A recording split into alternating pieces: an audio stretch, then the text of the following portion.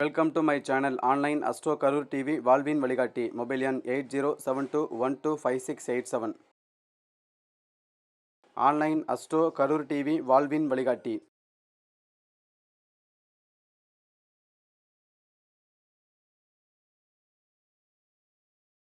நமது மேடையை அலங்கரிக்க நமது சீஃப் கெஸ்டாக வருகை புரிந்துள்ள வாக்கு சித்தர் ஜெயசூரிய நாராயண சுவாமிகள் ஐயா அவர்கள் தான் பேசாங்க. மேடையை அலங்கரிக்க வருமாறு வருக வருக என வரவேற்கிறோம்.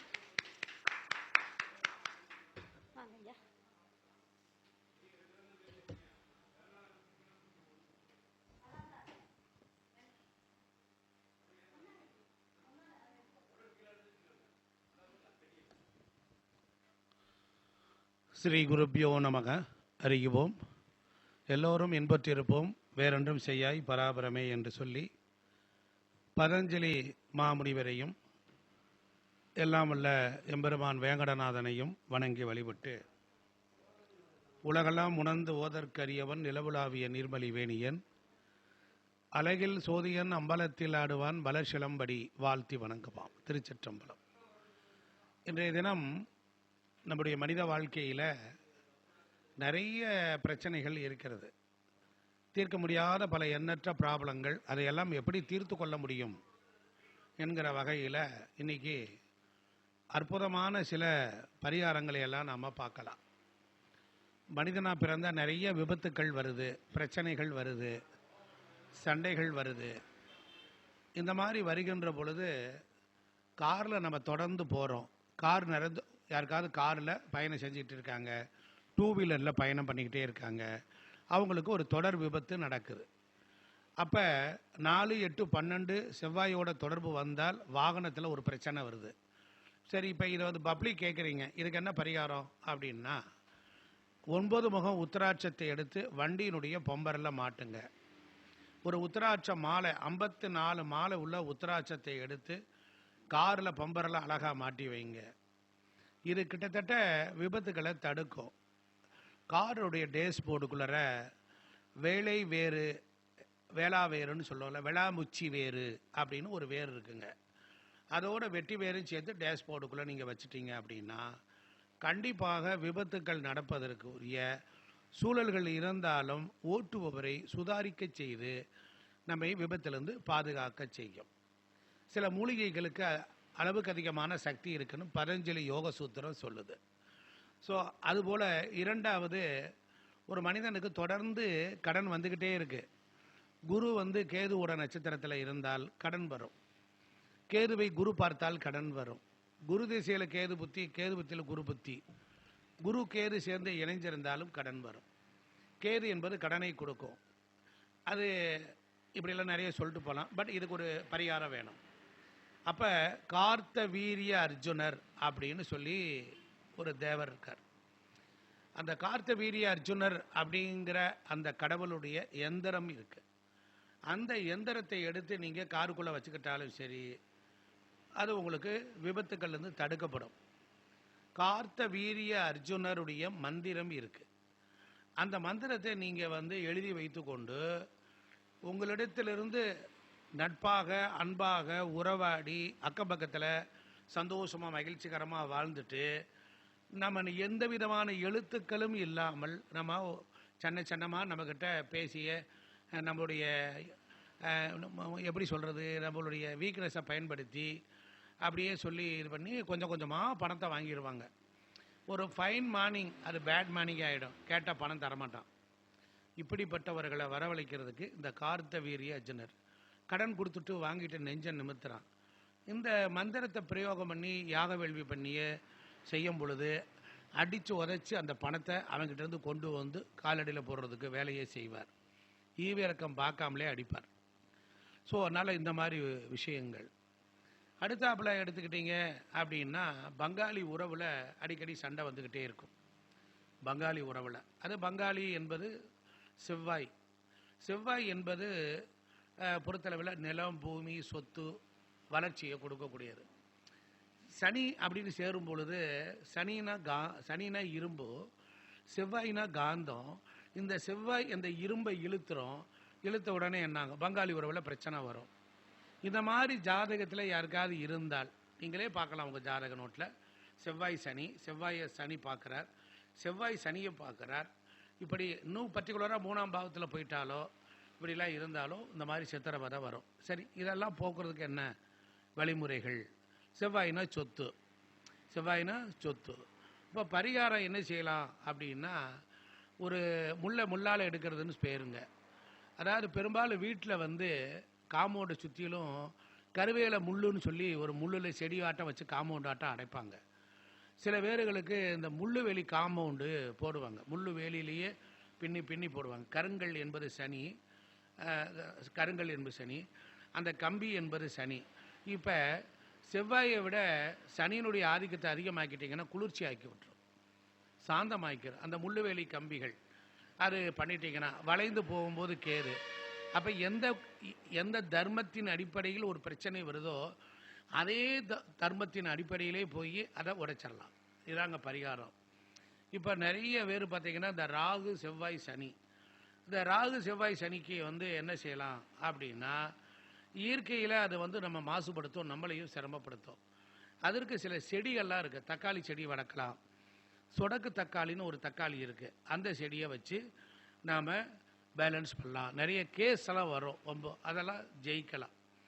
அதில் இப்போ சனி என்றாலே நாம் எடுத்துக்கொண்டா கசப்புன்னு அர்த்தம். சனினா கசப்பு, செவ்வாயினா சொத்து. அப்போ இந்த சனியும் செவ்வாயும் சேர்ந்தவங்களுக்கு நல்ல வளர்ச்சி இருக்கும். செவ்வாயினா வளர்ச்சின்னு சொல்லியிருக்கேன். நல்ல வளர்ச்சி வரும்போது சில பேருக்கு பொறாமை குணத்தையும் அதிகமாக கொடுக்கும். அந்த பொறாமை குணம் வராமல் நம்ம தடுக்கணும் அப்படின்னா நம்ம என்ன பண்ணலான்னா, சில தூபங்களை நாம் போடணும், நல்லா கவனிக்கணும். அது தூபங்களை போட்டு வந்தாலே போதும். அந்த என்ன தூபம் அப்படின்னு கேட்டிங்கன்னா, அகிலி துகிலி அப்படின்னு 2 பொருள் இருக்குது. அந்த 2 பொருளை தூபம் போட காற்று மண்டலத்தில் ஒரு கிரகம் நமக்கு வந்து அந்த கதிர்வீச்சு வந்து நம்ம உடம்புல வரும், நமக்கு குடியிருக்கிற அறைகள் முழுவதும் பரவும். அப்போ இந்த கெட்ட கிரகங்களின் சேர்க்கைக்கு இந்த தூபத்தை போடும் பொழுது நம்ம பிராணசக்தியில் தடுமாற்றம் இல்லாமல் நம்மளே சாந்தப்படுத்தும். இது ஒரு ரகசியம் ஒன்று. அடுத்தாப்புல ஜாதகத்தில் லக்னம் என்பது ஒரு செயலை குறிக்கும். ஜாதக கட்டத்தில் லக்னம் என்பது ஒரு செயலை குறிக்கும். லக்ன அதிபதி அப்படிங்கிறவர் என்னன்னா செயலை எடுத்துக்கொண்டு செல்பவர். அப்போ செயலை எடுத்துக்கொண்டு செல்பவருக்கும் நாம் பார்க்கணும். இப்போ லக்னம் என்பது ஜாதகர். லக்னாதிபதி எங்கே இருக்காரோ, எந்த வீட்டில் இருக்கிறாரோ, அது சம்மந்தப்பட்ட உணவு, அது சம்மந்தப்பட்ட உடை, இவைகளை நம்ம மெயின்டைன் பண்ணால் நல்லாயிருக்கும். லக்னத்தின் மேலே சில கிரகங்கள்லாம் வந்து உட்காந்துருக்கும். அந்த கிரகங்கள்லாம் வந்து அந்த ஜாதகருக்கு, இப்போ லக்னம் என்கிறது ஜாதகர் தலை, கிரகங்கள் உட்காந்துருக்கு அப்படின்னா தன்னுடைய எண்ணத்தை அது திணிக்கும். ஒரு இடத்துல போய் உட்காந்துருக்கோம், நாம் நம்ம என்ன குணமோ அதை தான் அங்கே பேசிக்கிட்டு இருப்போம், அந்த கருத்தை சொல்லுவோம். அதுபோல் லக்னத்தில் நின்ற கிரகங்கள், எந்த பாவத்தில் நின்ற கிரகங்கள் அந்த பாவத்தில் வந்து தன்னுடைய எண்ணங்களை கருத்துக்களை திணிக்கும். அப்போ திணிக்கும் பொழுது என்ன செய்யணும், எந்த வீட்டில் கிரகம் உட்காந்துருக்கோ அந்த வீட்டின் அதிபதி நல்லா இருந்தாருன்னு வச்சுக்கோங்களேன், நாம் வந்து கவலைப்பட வேண்டியதில்லை. அந்த கிரகங்கள் கொடுக்குற எண்ணங்களை அவர் அக்செப்ட் பண்ணுறாரா இல்லை நிராகரிக்கிறாரா அப்படிங்கிறது அந்த எந்த பாவமோ அந்த பாவாதிபதி நின்ற வீட்டை வச்சு நாம் தீர்மானிச்சுக்கலாம். இப்போ உதாரணத்திற்கு நம்ம வீடுகளில் லட்சுமி கடாட்சம் கிடைக்கணும். கொஞ்சம் ஜோதிடம் கொஞ்சம் பரிகாரமாக அப்படியே நான் கொஞ்சம் இன்னைக்கு ட்ராவல் பண்ணுறேன். இப்போ வீடுகளில் எடுத்துக்கிட்டீங்க அப்படின்னா நம்ம சுவாமி ரூமில் வந்து கேதுவை எப்போவுமே சிறுசாக தான் வச்சுக்கணும். பெரிய பெரிய பூஜை அறைகள்லாம் வைக்கக்கூடாது. சிறிய பூஜை அறைகளும் இருந்தால், சின்ன ரூம் இருந்தால் அங்கே கேது ஆதிக்கம் செலுத்தும். அப்போ உடனே நாம் என்ன பண்ணணும்னா, எப்பொழுதுமே வடகிழக்கு மூலையில் பூஜை அறையை வைக்கக்கூடாது, சின்ன செல்ஃபுகளில் வச்சுக்கலாம். கேதுவுக்கு வந்து இம்பார்ட்டன்ஸ் வந்து நம்ம ரொம்ப குறைவாக கொடுக்கணும். ஈசானிய மூலையில் ஒரு சின்ன அறையாட்டம் வச்சு அங்கே ஒரு பூஜை அறையாட்டம் வச்சுருந்தீங்கன்னா அங்கே குருவின் இருக்கிற இடத்துல கேது வந்துடும். அப்போ அந்த பகுதி வளர்ச்சி அடையாமலே போயிடும். அப்போ நம்ம குழந்தைகள் பகுதி ஈசானிய மூலை, அந்த ஈசானிய மூலையில் போய் நீங்கள் தடங்கள் அது மாதிரி வச்சிங்கன்னா பிரச்சனை வரும். நிறைய பேர்களுக்கு குலதெய்வம் பேசணும், குலதெய்வம் பேச மாட்டேங்குது அப்படிங்கிறவங்க நீங்கள் சிவகோத்திரமா விஷ்ணு கோத்திரமானு பார்க்கலாம். நீங்கள் எப்போவுமே உங்கள் ஜாதகத்தில் உங்கள் அப்பா ஜாதகத்திலேயும் உங்கள் ஜாதகத்திலேயும் லக்னம் எப்படி இருக்குன்னு பாருங்கள். அதற்கு 5ஆம் வீடு என்பது பூர்வத்தை சொல்லக்கூடியது. 5ஆம் வீட்டில் எந்த கிரகம் இருக்கு, 5ஆம் வீட்டின் அதிபதி எங்கே போய் இருக்கார் அப்படின்னு தெரிஞ்சுக்கிட்டீங்கன்னா ராசிக்குரிய கடவுள்கள் வரும். அது சூரிய கோத்திரமா விஷ்ணு கோத்திரமா அப்படின்னு தெரியும். 5ஆம் வீடு, 5ஆம் வீட்டின் அதிபதி, 5ஆம் வீட்டின் அதிபதி நின்ற வீடு, 5ஆம் வீட்டை பார்த்த கிரகங்கள், இவைகளை வைத்து குலதெய்வத்தை சொல்லலாம். அப்போ எதுவுமே தெரியலையா, ஒரே ஒரு விஷயம், உங்கள் பூஜை அறையில் ஒரு மனை பலகையில் காலபுருஷத்துக்கு கர்மஸ்தானம் 10ஆம் இடமும் 12ஆம் இடமும் கர்மஸ்தானம். காலபுருஷத்துக்கு 10ஆம் இடம், உங்கள் ஜாதகத்துக்கு லக்னத்துக்கு 10ஆம் இடம் எந்த வீடாக வருதுன்னு பாருங்கள். அந்த வீட்டுக்குரிய கிரகத்துடைய தேவதையை எடுத்துக்கோங்க. நீங்கள் பூஜையில் செவுத்தில் கிழக்கு பார்த்து நல்ல மஞ்சள் தடவி விபூதி பட்டை போடணும். அதுக்கு பதிலாக மஞ்சளில் சுண்ணாம்பு கலந்து நீங்கள் வரையலாம். ஒரு சொஸ்திக்கு வரையலாம், அதுபோல் ஒரு சூலாயுதம் வரையலாம், இல்லைன்னா 8 இதழ் கொண்ட தாமரையை வரையலாம். 8 இதழ் கொண்ட தாமரை வரையலாம். அது மஞ்சளில் சுண்ணாம்பு கலந்து சொஸ்திக் சின்னத்தை வரையலாம். குறிப்பாக யானை படத்தை நீங்கள் வரையலாம். அதே போல் 8 இதழ் என்பது மகாலட்சுமியை குறிக்கக்கூடியது. ஸோ அதனால் அந்த மாதிரி நீங்கள் செய்ய வெற்றி உண்டாகும். அடுத்தாப்பில் எடுத்துக்கிட்டீங்க அப்படின்னா கண் திருஷ்டி, செய்வனை கோளாறுகள், இது மாதிரி நிறைய வீடுகளில் இருக்குது. அப்போ அந்த கண் திருஷ்டி இருக்குது, செய்வனை கோளாறு இருக்குது அப்படின்னா கிட்டத்தட்ட காரணமே இல்லாமல் நம்ம ஜாதகத்தில் ஒரு பழி, பாவம், அசிங்கம், அவமானம், கஷ்டங்கள் இவைகள் எல்லாம் நமக்கு வரும். அது எப்படி வரும் அப்படின்னா தந்தையினுடைய கர்மா வரும். தனது கர்மான்னு ஒன்று இருக்குது. தனது கர்மானா நாம் எண்ணத்தால், புத்தியால், சிந்தனையால் நாம் இந்த பிறவியில் தப்பு பண்ணுவோம். ஒரு ஆண் நல்ல ஒரு அழகான பெண்ணை பார்க்குறார். ஆண்னா காமம். ஒரு பெண்ணை பார்க்குறார், பார்க்குறவங்களாம் பார்ப்பார். வயிறுக்கு தக்கபடி ஒழுக்கமாக இருக்க முடியாது. எண்ணங்கள் வாயிலாக அந்த பெண்ணை அடைந்துட்டதாகவும் அவளோடு வாழ்ந்துட்டதாகவும் இவர் மனசில் எண்ணுவார். அது போய் புதுசாக ஒரு கர்மாவாக பதியும். அதுதான் 12ஆம் இட கர்மான்னு அர்த்தம். அப்போ இந்த புதன் எங்கே இருக்கிறாரோ, நம்ம அப்பாவோட கர்மாவை புதனை வச்சு தெரிஞ்சுக்கலாம். அப்பாவுடைய சிந்தனைகள் நல்ல விதமாக இருக்கா, கெட்ட விதமாக இருக்கா என்பதை புதனை வச்சு நாம் தெரிஞ்சுக்கலாம். உங்களுடைய கர்மா நீங்கள் என்ன பண்ண போகிறீங்கிறது இப்போ இருக்க புதனை வைத்து பார்க்கலாம். உங்கள் பிள்ளைக்கு எந்த மாதிரி வளர போகிறான், எப்படி மாதிரி வாழ போகிறான், இல்லை ஒரு பொண்ணே எடுக்க போகிறோம், அந்த மாப்பிள்ளையோட ஜாதகத்தில் அந்த புதனை வச்சுட்டா அது எந்த கிரகம் பார்க்குது, என்ன பண்ணுதோ அவன் இந்த ஜென்மத்தில் இந்த சிந்தனையில் தான் இருப்பான் அப்படிங்கிறத நம்மளால் தெளிவாக சொல்ல முடியும். இப்படியெல்லாம் இருக்கும் பொழுது இதையெல்லாம் சேர்ந்து நாம் விதைத்த விதையானது கிரெடிட்டில் போய் ஒரு அக்கௌண்ட்டில் போய் நிற்கும். நம்ம வளர்ச்சி நல்ல தசாபுத்தி காலத்தில் அந்த புதன் உள்ளே வந்து என்ன பண்ணுவார், ஐயா உங்கள்கிட்ட ஏற்கனவே ஒரு டாக்குமெண்ட் இருக்குது, நீ பிறந்ததுலேருந்து இது வரைக்கும் பண்ணியிருக்கிற, அதனால் இந்த கர்மாவை நீ இப்போ அனுபவிக்கிறியா இல்லை தசாபுத்தியில் கழிச்சிட்டு போகிறியான்னு கேட்குற மாதிரி லக்ன புள்ளி இருக்கிற கிரகத்தோட போய் அது கேட்கும், பேசும். அப்போ லக்ன புள்ளி என்ன வச்சுருக்கோம் அப்படின்னா போன பிரிவில் நம்மளுடைய லைஃப் ஸ்டைலினுடைய கிரெடிட் இறக்கும்போது எந்த சிந்தனையில் இறந்தோமோ அதுதான் லக்ன புள்ளி சொல்லும். அதுதான் தசா புத்தியில் முதல்ல புத்தி கர்ப்ப செல்லு போக மீதி இருக்கிற இருப்பு இருக்குது பாருங்கள், அதுதான் தொடரப்போகுது, ரீஸ்டார்ட் பண்ண போகுது. ஸோ இதுக்கெல்லாம் ஒரு கர்மாவோட ஒரு கண்டினியூட்டி உண்டு. நம்மளுடைய பிறப்பே கர்ம பிறப்பு தான். அவன் சந்திரனுக்கு 1, 4, 7 இந்த மாதிரி 10ல் சனீஸ்வர பகவான் இருந்தால் அது வந்து என்ன செய்ய போகுது அப்படின்னா அது கர்மா ஜாதகம்னே நம்ம எடுத்துக்கொள்ளணும். சந்திரனுக்கு 1, 4, 7, 10ல் இருந்தால் தான். கேந்திரம் என்பது எதை சொல்லும் அப்படின்னா தாய்வழி கர்மாவை சொல்லும். சந்திரனுக்கு கர்மா இருக்கா, தாய்க்கு கர்மா இருக்கான, தாய்க்கு கர்மா கிடையாது. பெண்ணுக்கு எப்பவுமே கர்மா கிடையாது, ஆணுக்கு மட்டும்தான் கர்மா உண்டு. அந்த கர்மாவை சூரியன் தான் என்ன பண்ணார், கர்மத்துக்கு அதிகாரி. அவர் படம் பிடிச்சு வச்சிருப்பார், அவர் வச்சிருப்பார். அவருக்கு எப்படி ரெக்கார்டு போகும் அப்படின்னா ராகு என்கிற ஒரு கிரகம் படம் பிடிச்சு கொண்டுட்டு போய் சூரியன்கிட்ட கொடுத்துரும். சூரியன்கிட்ட கொடுத்த உடனே சூரியன் சனீஸ்வரனை கூப்பிட்டு இந்த ஜாதகர் பூமியில் பிறக்க போகிறார், இந்த பேருக்கு போய் இந்த கர்மாவெல்லாம் வசூல் பண்ணிட்டு வா அப்படின்னு சொல்லுவார். அதனால தான் நம்ம சந்திரனை தேடி சனி பகவான் நெருங்கி வருகிறார். சுற்றி வந்து நம்ம வாழ்க்கையை என்ன பண்ணுவார், கர்மாவாக மாற்றிடுவார். ஒரே ஒரு விஷயம், எதுக்குமே பரிகாரம் வேண்டியதில்லை. இந்த பூமியில் கரெக்டாக இறைவன் என்ன வகுத்து கொடுத்தாரோ, எப்படியெல்லாம் இயற்கையாக இருக்குமோ அதன்படி நம்ம நடந்து கொண்டாலே போதும், எந்த பரிகாரம் வேண்டாம். ஒரே ஒரு விஷயம் என்னன்னா தன்னிலை உணர்தல் என்கிறதா ஆன்மீகம். தன்னை உணர்தல் என்கிற உயரிய நிலைக்கு அழைத்துட்டு போவது ஆன்மீகம். இப்போ கடவுள் ஒரு மனுஷனையும் படைச்சு கர்மாவையும் படைச்சிட்டு அவர் வந்து பூமியிலே இருக்கார், அவர் மேல் உலகத்துல எல்லாம் இல்லை. அப்போ அவர் என்ன சொல்றாரு அப்படின்னா, சித்தர்கள், மகான்கள், ஞானிகள், யோகிகள் இவர்கள் வாயிலாக சில விஷயங்களை பூமியில தர்மத்தை விதைக்கிறார். அந்த தர்மத்தை விதைக்கிறார். அப்போ அந்த தர்மத்தின்படி என்ன சொல்றாங்க, ஒவ்வொருத்தர் இந்த மாதிரி ரொம்ப சிரமப்படுற, இது மாதிரி நீ இப்படி கோவிலுக்கு பரிகாரம் பண்ணு, இப்படி போங்கிறார். அப்போ தர்மசாஸ்திரம் என்பது கர்மாவை என்ன பண்ணுவாங்க, கழிச்சு தான் கழிக்க முடியும், உழைச்சி தான் கழிக்க முடியும், அனுபவிச்சு தான் கழிக்க முடியும். இப்போ நீங்கள் ஜம்ப் பண்ணீங்கன்னா அடுத்த பிரிவில் இதெல்லாம் மிச்சத்தெல்லாம் அள்ளி கொண்டு போய் கொடுக்குறவங்க சூரியன், ராகு, சனி, இந்த 3 பேர் செஞ்சு விடுவாங்க. அதனால் உடலால் அழியக்கூடிய கர்மா, உள்ளத்தால் அழியக்கூடிய கர்மா, அது மாதிரி இருக்காரு. இப்படியெல்லாம் நிறைய விஷயங்கள் இருக்குது. அப்போ ஜோதிடர்கள் நம்ம வந்து இதையும் ஒரு விஷயத்தை நாம் தெளிவாக பார்த்து கொள்ளணும். சரி, எல்லாம் சொல்லிக்கிட்டே போகிறீங்க, கேட்க நல்லா இருக்குது, பட் இதுக்கு ஏதாவது சொல்யூஷன் இல்லையா? மீண்டும் நம்ம அங்கே தான் வருவோம். அப்போ அதுக்கு என்ன சொல்கிறாரு, கடுகுலையே வெள்ளை கடுகுன்னு ஒரு கடுகு இருக்குது, மஞ்சள் கடுகுன்னு இருக்குது.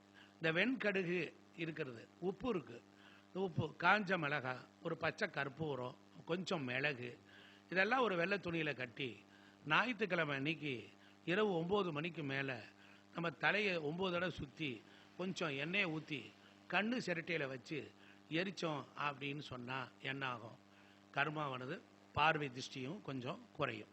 சரி, இப்படிலாம் இருக்குது, ரொம்ப சந்தோஷம். பெண்கள்லாம் கேட்குறாங்க நிறைய ஆர்வமாக, நகை சேரணும், நகையே நிற்க மாட்டேங்குது அப்படின்னா, நாம் வியாழக்கிழமையே புனர்பூச நட்சத்திரமோ ஒன்றா என்னைக்கு வருதோ, வியாழக்கிழமையும் புனர்பூச நட்சத்திரமும் என்ன ஒன்றைக்கு வருதோ அந்த நாளில் வந்து அது வளர்பிறையாக இருந்துச்சுன்னா அன்னைக்கு நகை வாங்கணும், தொடர்ந்து தங்கம் சேரும். அப்படின்னா நாம் இதில் ஏதோ ஒன்றில் கோளாறு பண்ணியிருப்போம். அடுத்தபடியாக வந்து ஒரு ஜாதகத்தில் கொடுத்த பணத்தை கொடுக்காம ஏமாற்றிக்கிட்டே இருக்கான், கொடுத்த பணத்தை திருப்பி தரமாட்டான், நெஞ்ச நிமித்துறான். அப்போ அவனை என்ன செய்யறது அப்படின்னா, கிரகங்கள் காரகத்துவத்தில் பூமியில் நிறைய வச்சுருக்கு. சூரியனா அவனுடைய காரகத்துவம் ஒரு 5000 இருக்கும். எல்லாமே பஞ்சபூதங்களில் சம்சயமாகி ஒன்றோடு ஒன்று இணைந்து பிணைந்து புதிய ஒன்றை உருவாக்கி பூமி முழுவதும் பரவ விட்டுருக்கு. இதை நாம் தெரிஞ்சுக்கணும். அதனால் இந்த நிலக்கரி, கொஞ்சம் மஞ்சள் துணி, கொஞ்சம் எண்ணெய் சேர்த்து வச்சு தலையை சுற்றி வச்சு எரிச்சிட்டான். பணம் கொடுத்தவன் கொடுத்த பணத்தை தரமாட்டேன்னு சொல்கிறான் பாருங்க, அவனை நினச்சி வச்சு நீங்கள் எரிச்சிங்கன்னா உங்களை நோக்கி அந்த பணம் வரும். எப்படி வரும்? அதாவது முயற்சியும் செய்யணும், பயிற்சியும் செய்யணும். சரியான பயிற்சியோடு கூடிய முயற்சி தான் வெற்றி பெறும். எப்போவுமே சில பொருள்களுக்கு சில லாஜிக் இருக்குது. இதை செஞ்சால் வந்துடுமா அப்படின்னா அவர்கள் வந்து என்ன சொல்லுவாங்க, உடன்பாட்டு சிந்தனையில் வராதவங்க. நமக்கு என்ன தேவை, எத்தத்தின்னா பித்தம் தெளியணும். அப்போ நம்ம ஒரு ஜோசியராக இருக்கோம், நம்மகிட்ட ஒரு ஜாதகம் பார்க்க வர்றாங்க, அவங்க கூட நம்ம நல்ல விதமாக பேசணும். அப்போ பேசணும். அவனுடைய கஷ்டத்தை வந்தோடனே அதை கொத்தி குளறி நம்ம எடுக்க முடியாது. பட் சில நேரத்தில் நம்ம என்ன சொல்லணும், இந்த கண்டம் வரக்கூடிய காலம், ஆயுளுக்கு பிரச்சனை, மரணம் வரப்போகிற காலத்தில் கொஞ்சம் டிரான்ஸ்பரண்ட்டாக பேசுங்க, வெளிப்படையாக பேசுங்க. உயிருக்கு சமமான கண்டம் இருக்குது, பையன் ஜாதகத்துலேயும் அப்பாவுக்கு 9ஆம் இடத்துக்கு 8ஆம் இடம் தசா நடக்குது, இன்னும் பெரிய பையனத்தில் நடக்குது, அவங்க வீட்டுக்கார மாதிரி இருக்கு. அது மாதிரி 59, 60 இப்படி வரும்போது கூட்டு ஜாதகம் பார்க்கணும். அதெல்லாம் நம்ம தெரிஞ்சுக்கணும். நம்ம அதெல்லாம் தெரிஞ்சுக்கொண்டு கம்பேரிஷன் பண்ணி ஸ்டடி பண்ணிவிட்டு அவங்ககிட்ட மென்மையாக இருக்குது, ஐயாவுக்கு 50க்கு 50 நல்லா இருக்குது, இருந்தாலும் நீங்கள் கொஞ்சம் பரிகாரங்கள்லாம் செஞ்சுக்கணும் அப்படின்னு சொன்னால் இருக்கும். சில பேர் என்ன சொல்லுவாங்க, யார் பறி கொடுத்ததுக்கப்புறம் சொல்லுவாங்க, அன்றைக்கி நான் வந்து கேட்டேன்னாரு, இல்லைம்மா எப்படிம்மா நான் சொல்கிறது, நீங்கள் சொல்லியிருந்தீங்கன்னா என் பிள்ளை ஏதாவது சுதாரிப்பாக காப்பாற்றிருப்பேனே. எல்லாரும் இந்த பூமியில் வாழணும்னு தான் ஆசைப்பட்றான். அப்போ வாழணும்னு நினைக்கிறவனுக்கு ஜோதிடர்கள், தெய்வீகர்கள் கடவுளால் அனுப்பப்பட்ட தூதர். ஒரு பக்கம் தராசு மாதிரி துளாராசி தராசு, அங்கே ஒரு பக்கம் கர்மா இருக்குது, ஒரு பக்கம் தெய்வம் இருக்குது. இப்போ துளாராசிக்காரனை எடுத்துக்கிட்டிங்கன்னா இப்போ எதுலையுமே பட்டும் படாமல் இருப்பான். அப்போ தராசு மாதிரி இருக்குது. தராசு எங்கே வச்சுருக்கிறான், கோர்ட்டில் வச்சுருக்கிறான். கோர்ட்டில் போட்டிருக்கிறவன் ட்ரெஸ் என்ன, கருப்பு வெள்ளை ட்ரெஸ்ஸு. கருப்பு கலர் யார், சனி பகவான். அப்போ நீதி எங்கே இருக்குது, சனீஸ்வரன்ட்ட இருக்குது. அப்போ ஒரு ஜாதகத்தில் சனீஸ்வர பகவானுக்கு வைத்துக்கொண்டு அதை லக்கணமாக வைத்துக்கொண்டு நம்ம பலன் பார்க்கணும். இப்படி பல வகையில் பலன் பார்க்கலாம். இப்போ ஜாதகத்தில் சுக்கிரன் கிரகம் தரக்கூடிய ஒரு தீங்குகள்லாம் இருக்குது. சுக்கிரன் வந்து தீங்கு தருவார். சுக்கிரனுங்கிற ஒரு கிரகம் தீங்கு தர்றான்னா அவர் தேர்ந்தெடுத்துக்கிட்ட உயிர் காரகத்துவம் மனைவி. அவர் மனைவி நல்லா இருக்கா, ஜாதகத்தில் கணவன் நல்லா இருக்குன்னா சகோதரி வந்துடுவா, சகோதரினால இம்சை வரும். அப்படி இல்லைன்னா மாமியார் வந்துடுவா. ஏதோ ஒரு வகையில் ஒரு கிரகம் பொருள் காரகத்துவத்தையும் கெடுக்கும், உயிர் காரகத்துவத்தையும் ஏதோ ஒரு வகையில் கெடுக்கும். அதனால் இந்த மாதிரி இருந்துச்சுன்னா சின்ன வெள்ளை பட்டு துணியில் நல்ல வாசனையுள்ள பூக்கள் நல்லா அப்படி கிட்ட கொண்டு வந்தாலே கம கம கம கமன்னு மணக்கணும். 6 வெள்ளை மலர்கள், எல்லாமே நியூமராலஜி கிரகம் எல்லாம் தான் வரும். நீங்கள் எல்லாத்தையும் அப்படி இது எனக்கு பிடிக்காது எதாவது பிடிக்காதுன்னு சொல்லாமல் 6 வெள்ளை மலர்களில் ஒரு வெள்ளைப்பட்டு துணியில் வச்சுட்டு அதை கட்டிட்டு நீங்கள் ஓட நீரில் விட்டிங்கன்னா ஒரு கிரகம், நல்லா கவனிங்க, ஒரு கிரகம் ஒரு ஜாதகருக்கு இந்த கிரக இணைவு இவருக்கு ஒரு உயிருக்கு ஒரு துன்பத்தை கொடுக்க போகுது. அப்போ கிரகத்தினுடைய கதிர்வீச்சை டைவர்ட் பண்ணி அதனுடைய காரகத்துவ பொருள்களோட ஒன்றா சேர்த்து இங்கே முடிச்சு விட்டோம்னா இது இங்கேயே கிரகம் முண்டிக்கிட்டு கிடக்கும், இவர் கொஞ்சம் ரிலீஸ் ஆவார். இது சாத்தியமா? அறிவுபூர்வமாக சாத்தியமா? சாத்தியம்தான். இப்போ ஒருத்தருக்கு குருவும் செவ்வாயை குரு பார்க்குறாரு. பையனுக்கு விபத்து நடந்துக்கிட்டே இருக்கு. குருனா குழந்தைகள், குழந்தை. குரு காரகத்துவம் உள்ள பொருள் என்ன பண்ண, சந்தன கட்டை எடுத்துக்கலாம், விரலி மஞ்சளை எடுத்துக்கலாம், அவருக்கு சுண்டல் கடலை எடுத்துக்கலாம். இது 3 பொருள் எடுத்துக்கலாம். குரு காரகத்துவம் அது. நகையும் எடுத்துக்கலாம். அப்படின்னா வசதி உள்ளவன் என்ன செய்வார், அப்போ இந்த 3ஐயும் எடுத்துக்கிட்டு இந்த செவ்வாய் பார்க்குறாரு. செவ்வாய் பார்க்கும்போது தன்னுடைய 4, 7, 8 என்கிற டெபாசிட்டோடு பார்ப்பார். 8 என்கிற விபத்தை கொடுப்பார், 7 என்கிற கம்யூனிகேஷன் திருமண உறவை கொடுப்பார். அப்போ செவ்வாய்னா காமத்தினுடைய உச்சத்தை தொடுவார், அப்போ குருவை தொடுவார். இப்போ இங்கே பாவமே வேண்டாம், கிரகம் பார்க்குது, சிரமம் வர்றான், பையன் ஸ்ட்ரகுள் பண்ணுறான், போராடுறான். செவ்வாய்க்குரிய தானியத்தை எடுத்துக்கலாம், செவ்வாய்க்குரிய தானியம் எடுத்துக்கலாம், அதுக்குரிய தனிமங்கள், இது குருவுக்குரிய ஒரு லோகம் எடுத்துக்கலாம், செவ்வாய்க்குரிய லோகம் எடுத்துக்கலாம். இப்போ ஒரு நாய் கடிக்க வருதுன்னா ஒரு எலும்பு துண்டை போட்டீங்கன்னு வச்சுக்கோங்க, தப்பாக யாரும் எடுத்துறாங்க. ஒரு நாய் வருது, கடிக்க வருது, ஒரு பிஸ்கட் போட்டீங்கன்னா பார்க்கும். ஆமாம், அன்பாக நீங்கள் கதிர்வீச்சுக்களை செலுத்துறீங்கன்னா என்ன ஆகும், ஃப்ரீக்வன்சியில் அப்படியே டூன்னு நிற்கும்.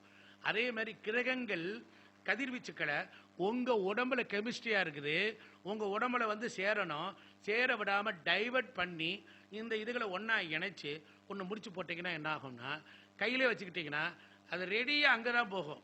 கையில் பையோடு வச்சுக்கிட்டோம்னா ஒரு பையனுக்கு இந்த பிரச்சனை வருது, அவன் பையில் ஹேண்ட்பேக்கில் இதை வச்சுக்கிட்டான்னா போகிற இடத்துல, ஆஃபீஸில் வேலை பார்க்குற இடத்துல, படிக்கிற இடத்துல உட்காந்தானா பேக்கில் வச்சாச்சா இவனுடைய இமிசை எல்லாம் அங்கே போய்கிட்டே இருக்கும்.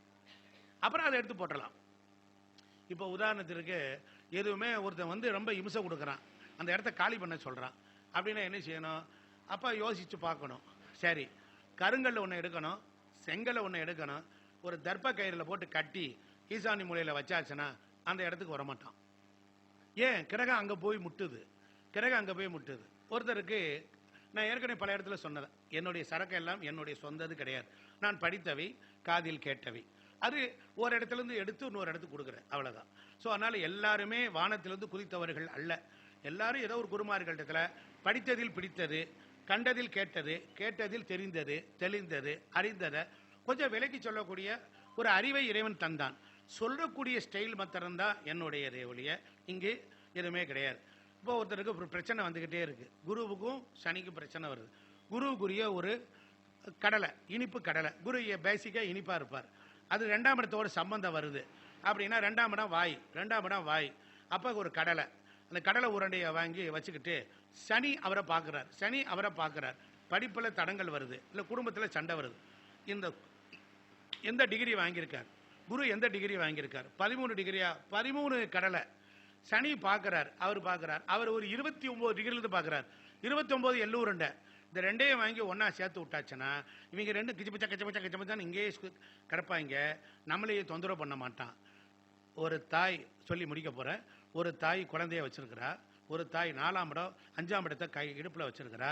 அந்த குழந்தை 4ஆம் இடத்தையே பிடிச்சிக்கிட்டே இருக்கு, 5 என்பது 4ஓடு ஐக்கியமாயிருது. ஆனால் தாய்க்கு ஒரு வேலை, 6ஆம் இடம் ஒரு வேலை இருக்குது, ஒரு பணி இருக்குது. அப்போ அவர் செய்யணும்னா என்ன பண்ணுவா, இந்த குழந்தைக்கு பிடித்தமான வேடிக்கையான ஒரு பொருளை கொடுத்துட்டு அடுப்புக்கடையில் வேலை வைப்பா, துணி துவைப்பா, வீடு வாசலை பெருக்குவா, வெளியில் உள்ளதை பண்ணுவா. அப்போ இந்த குழந்தை என்ன பண்ணோம், இதோட மோகத்தோட இணைஞ்சு புதுசாக இருக்க விஷயத்தை பார்த்துக்கிட்டு தட்டிக்கிட்டு கொண்டுக்கிட்டு விளையாண்டுக்கிட்டே இருக்கும். அப்போ தாயிடம் இருந்து அந்த குழந்தை விலகி நிற்கிறது. நல்லா கவனிக்கணும், தாயிடம் இருந்து அந்த குழந்தை விலகி நிற்கிறது. அதற்கு தாய் எடுத்துக்கொள்கிற சூப்பர் டெக்னிக் என்ன, குழந்தைக்கு போக்கு காட்டுதல்னு பேர், வேடிக்கை காட்டுதல்ங்கிற பேரில் செஞ்சுட்டு தாய் தன் கடமையை எப்படி செய்கிறாரோ 4, 6 தொடர்பு கொள்ளும் பொழுது 5 என்கிற ஒரு இயற்கையானதை அப்போ குழந்தைக்கு வேடிக்கையான ஒரு வினோதத்தை நம்ம கொடுக்குறோம். அதை மாற்றத்தை டைவர்ட் பண்ணுறோம். இதுபோல் தான் கிரகம் நம்மளை அடிக்குது. இதுபோல் தான் நாம் ஒரு கிரகம் பலமாக இருக்குது, நாம் பலகீனமாக ஆக்குது. அதற்காக கோயிலை உருவாக்குனாங்க. இந்த இடத்துக்கு போனால் இந்த கிரகமானது தன் தன்மையை இழக்குது. கிரகத்துக்கும் கருணை இருக்குது, கிரகத்துக்கும் காதல் இருக்குது, கிரகத்துக்கும் அன்பு இருக்குது, கிரகத்துக்கும் எல்லாமே கொடுக்குற குணம் இருக்குது. கிரகம்னா கெடுக்காது. செவ்வாய் இல்லை என்றால் மங்களகாரன் கிடையாது. தலைமையை மேசத்தில் முதல்ல மங்களகாரனை தான் வச்சுருக்கான். அப்போ மங்களகாரகனான சூரியனோடு செவ்வாய் இருந்தார்னா அவன் கல்யாணத்தில் என்ன ஆகும் அப்படின்னா பிரச்சனை வரும், சண்டை வரும், ப்ராப்ளம் வரும். இப்படி ஒன்றோடு ஒன்றை இணைத்து இணைத்து இணைத்து நாம் பலன்களை எடுக்கிறோம். வாழ்க்கையில் பரிகாரங்களும் இப்படி தான் எடுக்கிறோம். பரிகாரம் கிரகங்களுக்குள் பரிகாரம் இருக்கிறது என்று சொல்லி வாய்ப்பளித்தமைக்கு நன்றி கூறி பாராட்டி விடைபெறுகிறேன். நன்றி.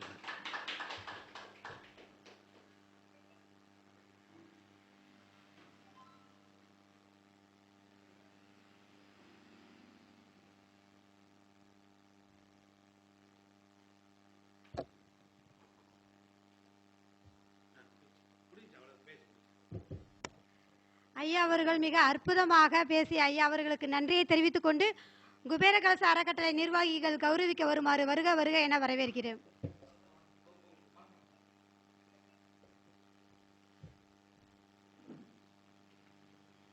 வாங்க லட்சுமி மேடம் வாங்க.